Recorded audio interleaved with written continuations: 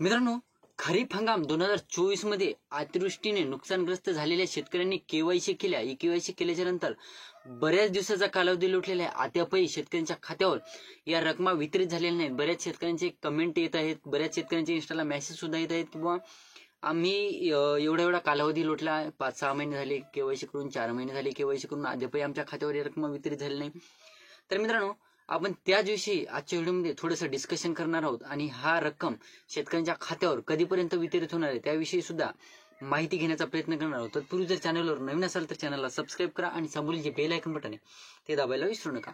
तर नमस्कार मित्रांनो, मी राज सुरेतर, स्वागत आहे कृषी मॅन युट्यूब चॅनलमध्ये. मित्रांनो, गेल्या कित्येक दिवसापासून केवायसी केलेले शेतकरी ह्या नुकसान भरपाईच्या प्रतीक्षेत आहेत. अतिवृष्टीमुळे ग्रस्त झालेले शेतकरी, शेती पिकांचं मोठ्या प्रमाणात नुकसान झाले होते. काही शेतकऱ्यांचं शेती पिकाचं जे पिकं होती ती पूर्णपणे वाहून गेली होती. बरेच नुकसान झालं, मोठ्या प्रमाणात नुकसान झालं.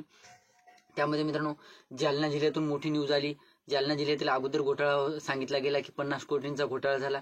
त्यानंतर म्हणजे माहिती घेतली गेली, सर्वे झाला आणि त्यानंतर उघडकीस आलेला प्रकार म्हणजे जवळपास 35 कोटी जवळपास 34 कोटी 97 लाख रुपयांचा जे घोटाळा आहे ते समोर आलेले आहे. आणि त्याच्यापैकी जवळपास 35 आणि एक एक्स्ट्रा अधिकारी ऍड झालेला आहे, ज्याच्यामध्ये 36 तलाठ्यांनी हा जे घोटाळा आहे तो केलेला आहे. म्हणजे ज्या शेतकऱ्यांचं नुकसान झालेलं नव्हतं किंवा ज्या शेतकऱ्यांचं यादीत नाव होतं त्यांच्याकडून रक्कम घेतली गेली, लाच घेतली गेली आणि त्यांना एक्स्ट्रा रक्कम वितरित झाली, म्हणजे दुसऱ्या शेतकऱ्यांचा निधी त्यांच्या खात्यावर वितरित केला गेला.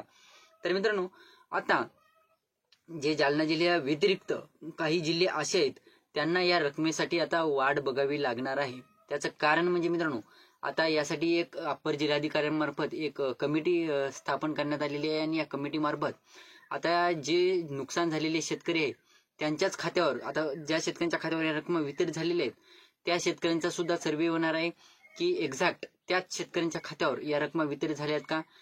त्यानंतर मित्रांनो, जे शेतकऱ्यांच्या खात्यावर वितरित झालेल्या रक्कम आहेत केवायसी केलेल्या त्या शेतकऱ्यांनी म्हणजे काहीतरी घोळ करून, म्हणजे काही शेतकऱ्यांनी गायरान जमिनीवर नुकसान भरपाई मिळवली आहे का, काही शेतकऱ्यांनी सरकारी जमिनीवर नुकसान भरपाई मिळवली आहे का, ह्या गोष्टींचा सर्वे होणार. जर त्या शेतकऱ्यांनी म्हणजे घोळ करून जर ही नुकसान भरपाई हडप केली असेल तर त्या शेतकऱ्यांकडून अख्खी रक्कम ही वापस घेतली जाणार आहे, परत घेतली जाणार आहे. त्याचबरोबर मित्रांनो, गेल्या 5 वर्षात जे नुकसान झालेले शेतकरी आहेत त्या नुकसान झालेल्या शेतकऱ्यांनी म्हणजे एक्झॅक्ट रियालिटीमध्ये बघायचं झालं तर त्या शेतकऱ्यांनी ओरिजिनली किंवा व्हेरीफाईड पद्धतीने ह्या रकमा जर घेतलेल्या असतील तर त्यांचं काही नाही मित्रांनो. परंतु ज्या शेतकऱ्यांनी हडप केलेल्या रकमा आहेत, म्हणजे सरकारी जमिनीवर किंवा गायरान जमिनीवर ज्या रकमा घेतलेल्या आहेत नुकसान दाखवून, तर त्या शेतकऱ्यांच्या सुद्धा रकमा वितरित झालेल्या वापस घेतल्या जाणार आहेत.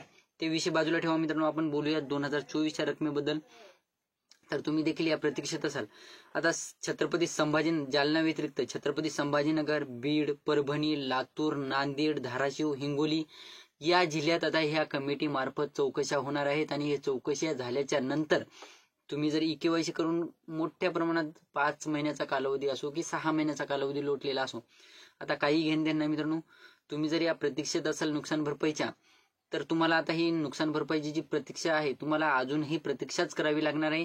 तर तुम्ही जर या जिल्ह्यातून असाल, मी आता जे नाव घेतलेले आहे त्या जिल्ह्यातून, तर तुम्हाला आता या चौकशी केल्याच्या नंतरच्या रक्कम वितरित होणार आहे. म्हणजे ज्या शेतकऱ्यांची रक्कम वितरित झाली आहे त्यांची सुद्धा चौकशी होणार आहे आणि ई केवायसी करून ठेवलेले शेतकरी आहेत परंतु रक्कम वितरित झालेल्या नाहीत त्यांना त्यांची चौकशी झाल्यानंतर त्यांच्या म्हणजे सर्व डिटेल्स चेक केल्याच्या नंतर, मॅच केल्याच्या नंतरच त्यांच्या खात्यावर आता या रक्कम वितरित होणार आहेत.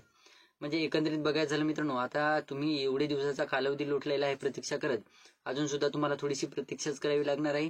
त्यानंतरच तुम्हाला या रक्कम वितरित होणार आहेत. म्हणजे नांदेड, हिंगोली, परभणी, त्यानंतर लातूर, बीड, छत्रपती संभाजीनगर, धाराशिव या जिल्ह्यातील शेतकऱ्यांनी आता थोडीशी प्रतीक्षा करायची आहे. तर ही होती छोटीशी माहिती अतिवृष्टीने ग्रस्त झालेल्या शेतकऱ्यांची नुकसान भरपाई विषयी. आणि ज्या शेतकऱ्यांनी अद्यापही ई केवायसी केलेले नाहीत, म्हणजे यादीत नाव आहे पण त्यांना कोणी VK नंबर वगैरे, आता बरेच शेतकरी काय करत आहेत, काही शेतकरी पुण्या मुंबईकडे कामाला गेलेले असतात, मग ते गावाकडे येतात ई केवायसी वगैरे करायला, त्यांना कोणी याद्या देत नाही किंवा त्यांना VK नंबर दिला जात नाही. मग अशा शेतकऱ्यांच्या ई केवायसी पेंडिंग राहिलेले आहेत. त्यांनी सरळ तलाठ्यामार्फत आपला VK नंबर घ्यायचा आहे, आपल्या यादीतलं नाव घ्यायचं आहे आणि त्यानंतर आपली ई केवायसी करून पूर्णपणे करायची आहे आणि त्यानंतर तुमच्या खात्यावर या रक्कम हे सर्व चौकशा झाल्याच्या नंतर वितरित होतील. ही होती छोटीशी माहिती मित्रांनो. व्हिडिओ आवडला असेल तर लाईक करा, चॅनलला सबस्क्राईब करा आणि जास्तीत जास्त शेतकऱ्यांपर्यंत पोहोचवण्याचा प्रयत्न करा. धन्यवाद.